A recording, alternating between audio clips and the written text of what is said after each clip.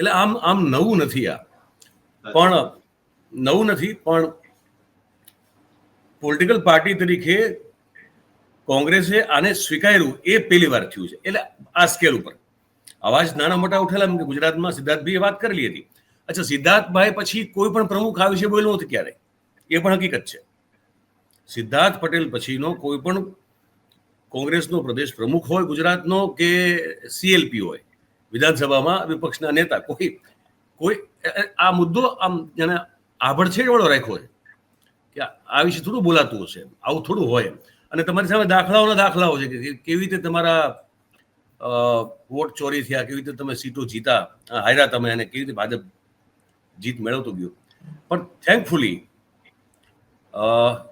છેવટે રાહુલ ગાંધીએ આ પદ્ધતિ આના ઉપર કમસે કમ વાત કરી, અને મહેનત કામ હતું જે 6 મહિનાની મહેનત.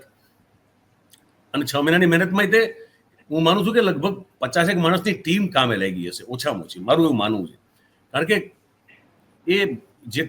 કે આ લોકોએ ડિજિટલ કોપી તો આપી નહીં ઇલેક્ટ્રોલ વોટ ડેટાની, એટલે જે ફિઝિકલ કામ હાર્ડવર્ક જે કરવું પડે ને પછી એમાં પણ એકદમ બહુ જ માઇલ્યુટલી બધી વસ્તુનું ચેક એન્ડ બેલેન્સ રાખતા તમારે કરવું પડે. એટલે કામ થયું. હવે આપણે બાકીના લોકો જેને હજી આમાં શંકા છે એમને હવે થોડો ખ્યાલ આવવો જોઈએ કે કેમ ઇલેક્શન કમિશન દરેક બારી અને દરેક બારણા સવાલ પૂછવાના બંધ કરતું જાય છે.